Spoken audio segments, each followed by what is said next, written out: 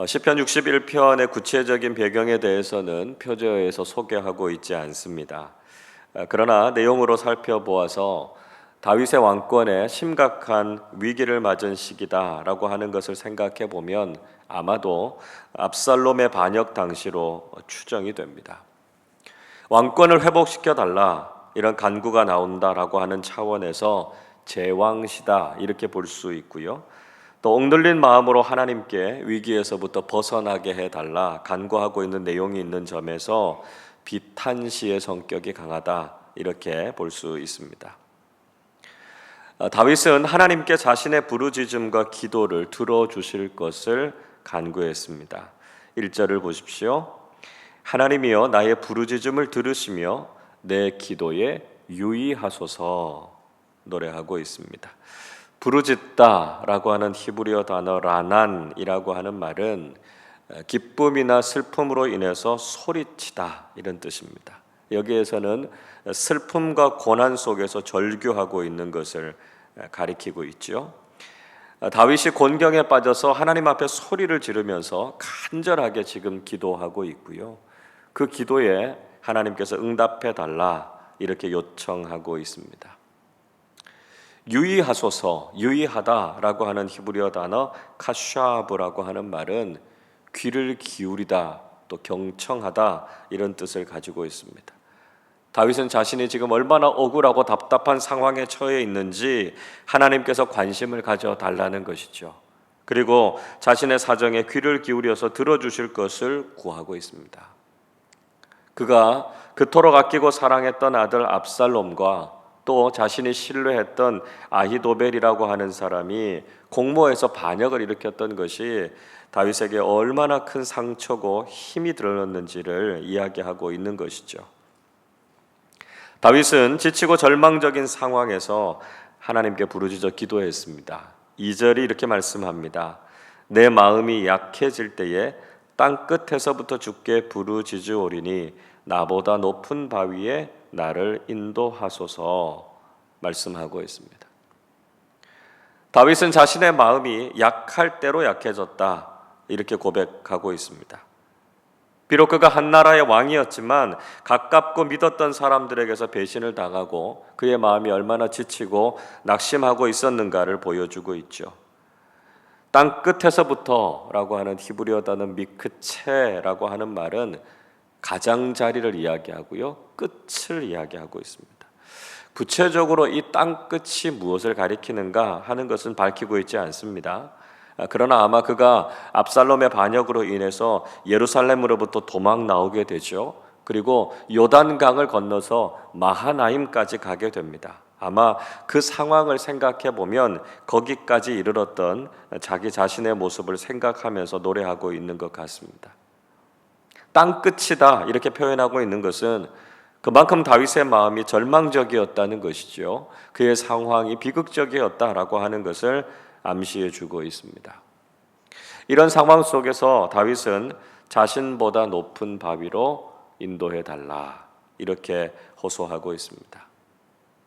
영어 성경에서는 이 말을 이렇게 번역합니다. 내가 도달할 수 없는 먼 곳에 선 높은 바위로 나를 인도하소서. 그러니까 이런 말이죠. 자신이 도저히 할 수 없는 일을 하나님께서 해 주실 것을 그가 기대하고 있는 것입니다. 나는 할 수 없지만 하나님은 할 수 있지 않으십니까? 그렇게 하나님을 의지하고 있는 것이죠. 그래서 다윗은 하나님께로 피하고 하나님만 의지한다 고백하고 있습니다. 3절 말씀 우리 같이 읽어보겠습니다. 주는 나의 피난처시요 원수를 피하는 견고한 망대이심이니이다. 다윗은 하나님께서 자신의 피난처가 되신다 고백하죠. 원수들이 공격하고 악행을 행하지만 하나님은 자신이 피해서 숨을 수 있는 곳이 된다 말씀하고 있습니다. 하나님은 견고한 망대가 되신다 이렇게 이야기하고 있죠. 이 망대라고 하는 것은 적의 공격을 피할 수 있는 장소가 되기도 하고요. 또 그곳에 숨어서 효과적으로 적들과 맞서 싸울 수 있는 요새가 되기도 한다라고 하는 거죠.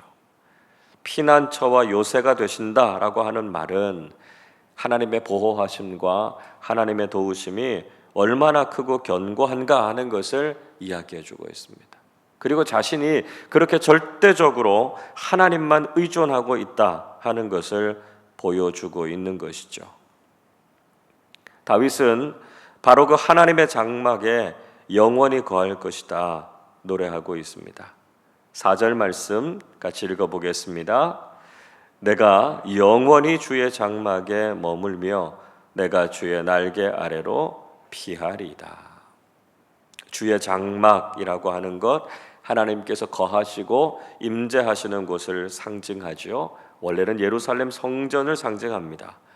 그런데 다윗은 지금 예루살렘에서 쫓겨났기 때문에 성전에 있지 않았습니다. 비록 그가 예루살렘에서 하나님께 예배를 드리고 있지는 못했지만 하나님과 긴밀한 교제를 나누고 있었던 자신의 삶의 자리가 바로 주의 장막이라는 것이죠. 우리도 한동안 예배당에 모여서 예배를 드리지 못하지 않았습니까? 그러나 우리가 우리의 삶의 자리에서 하나님의 임재를 경험하면서 예배를 드렸습니다. 주님과 교제하는 자리, 주님께 예배드리는 그 자리가 바로 주님의 임재가 있는 주님의 거룩한 장막이라는 것을 기억해야 된다는 것이죠. 또 다윗은 주의 날개 아래로 피할 것이다 고백하고 있습니다. 새가 날개로 자신의 새끼를 이렇게 품고 보호하듯이 하나님께서 곤경에 처한 다윗을 사랑과 은혜로 덮어주셔서 안전하게 보호해 주실 것이다 하는 것을 그가 굳게 믿고 있었던 것이죠. 우리도 살아가면서 정말 큰 공경과 환난을 경험하고 힘들고 어려울 때를 만나게 됩니다. 그런데 그런 인생의 고난과 문제는 믿음의 사람들로 하여금 오직 하나님만 절대적으로 믿고 의지하게 하신다라고 하는 거죠. 우리의 인생에 큰 어려움이 없고 감당하지 못할 만한 시련이 없으면 우리는 내 힘만 믿고 자기 자신만 의지하게 될 때가 있습니다. 그러나 도저히 내 힘으로는 견뎌낼 수 없는, 내 힘으로는 해결할 수 없는 문제를 만나게 될 때 우리는 오직 하나님만 의지하는 신앙을 배우게 되죠. 힘겹고 어려울수록 하나님만 절대적으로 신뢰하고 의지하는 믿음의 사람들이 되실 수 있기를 바랍니다. 다윗은 절대적으로 하나님을 의존하면서 기도했을 뿐만 아니라 하나님께서 모든 것을 회복시켜 주실 것을 확신했습니다. 5절 말씀 보십시오. 주 하나님이여, 주께서 나의 서원을 들으시고 주의 이름을 경외하는 자가 얻을 기업을 내게 주셨나이다 말씀하고 있습니다. 하나님께서 자신의 서원을 들어주셨다 이렇게 말하고 있지요. 다윗이 하나님께 믿음으로 맹세하고 약속했던 것들이 있지 않습니까? 그가 하나님의 집을 짓겠습니다 그렇게 서원했지요. 자신이 영원히 하나님만 섬기겠다 그렇게 약속하지 않았습니까? 하나님께서 그 서원을 받아주셨고 그의 삶 속에 놀라운 복을 약속해 주셨습니다. 그래서 주의 이름을 경외하는 자들에게 주실 그 기업을 자신에게 주셨다 이렇게 이야기하고 있습니다. 다윗에게 약속한 기업이 무엇일까요? 그것이 바로 이스라엘의 왕권이죠. 통치권입니다. 즉 다윗의 왕권을 다시 회복시켜 주실 것이다 라고 하는 것을 그가 믿고 있었습니다. 비록 당시에는 그가 왕권을 잃고 도망자의 신세가 되어 있기는 했지만 하나님께서 반드시 모든 것을 회복시켜 주실 것이다 하는 확신을 가지고 있었던 것이죠. 그뿐만 아니라 하나님께서 다윗에게 장수를 허락해 주실 것을 구했습니다. 6절을 보십시오. 주께서 왕에게 장수하게 하사 그의 나이가 여러 대에 미치게 하시리이다 말씀하고 있습니다. 여기에서 말하는 장수라고 하는 것은 그냥 오래 살았다 이런 의미가 아닙니다. 이것은 그의 왕권을 회복시켜 주시고 왕으로서의 날이 길었다라고 하는 것을 이야기하죠. 다윗 자신만 왕으로서 있었던 것이 아니라 그의 왕권이 대대로 이어져서 그의 자손들에게까지 이어졌다라고 하는 것을 보여주고 있습니다. 사무엘하 7장 16절이 이렇게 말씀하지요. 내 집과 내 나라가 내 앞에서 영원히 보존되고 내 왕위가 영원히 견고하리라 하셨다 하라 말씀합니다. 선지자 나단을 통해서 하나님께서 주셨던 신탁의 말씀인데요. 이 말씀처럼 하나님께서 그의 왕권을 그와 그 자손들에게로 이어지게 하실 것이다 말씀하고 계신 것이죠. 다윗은 그 좋으신 하나님 앞에서 영원히 살겠다 이렇게 소원하고 있습니다. 7절 말씀 같이 읽어보겠습니다. 그가 영원히 하나님 앞에서 거주하리니 인자와 진리를 예비하사 그를 보호하소서. 다윗은 영원히 하나님 앞에서 거주할 것이다 이렇게 다짐하고 있습니다. 즉 다윗은 하나님 앞에서 사는 삶, 코람데오의 삶을 살았다는 것이죠. 사람들이 보든지 보지 않든지 한결같이 자신을 바라보시고 자신과 함께 하시는 하나님 앞에서 살겠다 하는 것을 결단하고 있습니다. 그리고 그는 하나님께 예배하는 삶, 하나님의 임재를 경험하는 삶을 살 것이다 이야기하고 있죠. 그런 자신을 위해서 하나님께서 사랑과 진리를 예비하셔서 자신을 보호해 주실 것을 간구하고 있습니다. 우리가 하나님 앞에서 살아가는 인생이 될 때 언제나 하나님께서는 그 크신 사랑과 진리로 우리의 삶을 지키시고 보호해 주신다는 것이죠. 다윗은 그 하나님을 찬양하고 서원을 이행할 것이다 고백하고 있습니다. 8절 이렇게 말씀합니다. 그리하시면 내가 주의 이름을 영원히 찬양하며 매일 나의 서원을 이행하리이다. 다윗은 모든 것을 회복시켜 주시고 자신의 피난처와 보호자가 되시는 하나님의 이름을 영원히 찬양할 것이다 노래하고 있습니다. 자신이 하나님께 드린 모든 약속 그리고 그 모든 소원을 신실하게 지키는 삶을 살겠다 다짐하고 있습니다.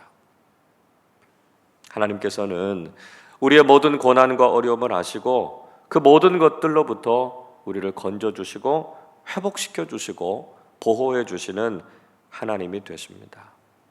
우리가 삶에서 바로 이런 하나님의 사랑, 하나님의 진리를 경험하면서 하나님만 의지하고 하나님만 찬양하는 삶을 살아가실 수 있기를 바랍니다.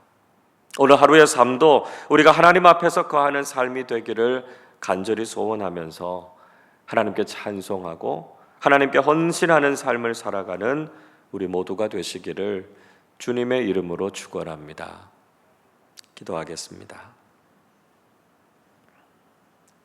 저희들을 위해서 인자와 진리를 예비하셔서 저희들을 보호하시고 인도해 주시는 하나님께 찬양과 감사를 드립니다. 뜻하지 않은 인생의 고난과 위기 앞에서 우리의 믿음이 흔들리거나 낙심하지 않게 하시고 오히려 전적으로 하나님만 신뢰하고 의지하는 믿음의 사람들이 되게 하여 주옵소서. 비록 지금은 힘들고 어렵지만 그리고 상실과 아픔이 많이 있지만 하나님께서 모든 것을 회복시켜 주시고 위험으로부터 보호해 주실 것을 믿습니다. 우리가 그 좋으신 하나님을 경험하고 늘 하나님 앞에서 살아가기로 결단하는 사람들 되게 하여 주시옵소서. 오늘도 인자와 진리로 우리의 삶을 인도해 주실 하나님을 믿고 감사드리며 우리 주님 예수 그리스도의 이름으로 기도하옵나이다. 아멘.